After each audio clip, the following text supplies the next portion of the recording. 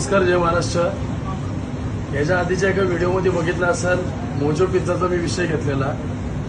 आज आपण एक ब्रँडवर म्हणजे विश्वास ठेवतो, एखाद्या गोष्टीवर विश्वास ठेवतो की ह्या ब्रँडची वस्तू आपण घेतली तर ते चांगली असते. तसं नामचीन आज बेलापूरमध्ये रिलायन्स म्हणून हा स्मार्ट स्टोअर आहे की जिथं बरेचसे लांबून म्हणजे आमच्या कुरणपासून माणसं इथं सामान घ्यायला येतात. आज माझ्या भावाच्या घरी म्हणजे माझा भाऊ आज कमीत कमी 8 ते 9 वर्ष झाले इथून सामान नेतो.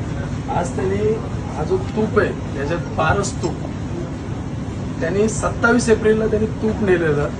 ते तूप त्यांनी घरी नेलं, वापरलं. त्यात ते लहान मुलांचं ते जेवण बनवतात ते जेवण बनवलेलं. ते म्हणजे माझ्या भाचीला त्यावेळेस जो त्रास झाला त्याच्यानंतर त्यांनी ती कंप्लेंट द्यायला तो 12 मेला आला. म्हणजे त्यात मध्ये किती दिवस गेले, टोटली 14 दिवस गेले.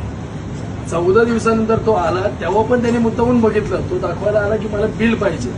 तर ते बिलच्या वेळेस बघितलं तेव्हा पण इथं तो सामान विकत होता. ती एक्सपायर झालेली होती मार्च महिन्यामध्ये आणि विकत होते मे महिन्यापर्यंत. आज असे जर मोठे मोठे ब्रँड जे रिलायन्स झाले स्मार्ट म्हणजे एवढं दाखवतात की आम्ही स्मार्ट आहेत, ते माधुरी दीक्षित तिथं जाऊन ती व्हिडिओ बनवणार, इथं तुम्हाला फ्रीमध्ये हे भेटणार ते भेटणार. आणि पण एक्सपायरी डेट कोण चेक करणार? ज्या वेळेस एखाद्या माणसाच्या जीवाशी खेळला जातोय त्यावेळेस कोण मोठा आवाज उठवणार नाही. त्यावेळेस त्याला फक्त तिथं बोलवणार, त्याला ऑफर टाकली की तुम्ही साहेब याच्यावर विषय घेऊ नका, तुम्ही इथं जनजागृती करू नका, काय असेल ते आम्ही तुम्हाला कुपन देतो. म्हणजे तुम्ही काय सेटलमेंट मारणार आहे, म्हणजे माणसाच्या जीवाशी खेळणार आणि नंतर तुम्ही काय दाखवणार की आम्ही हे तुम्हाला कुपन देतो, हे कुपनमध्ये तुम्ही शॉपिंग करा.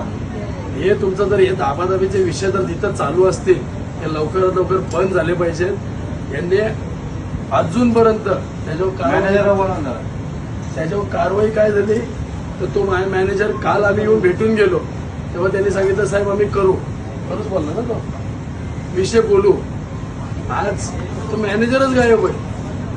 तो मॅनेजरच आला नाही की ज्याला यांनी कंप्लेंट केलेली त्यांनी जाऊन तिथं पोलीस स्टेशनला अर्ज दिला, ज्याने तिथं जाऊन तिथं माफी मागितली. मग इथं माफी मागायला काय झालं? घडलं ह्याच्या पोरीसोबत, माफी मागायला तिकडे गेलाय. हा कुठला न्याय झाला? म्हणजे तुम्ही कारस्थान करणार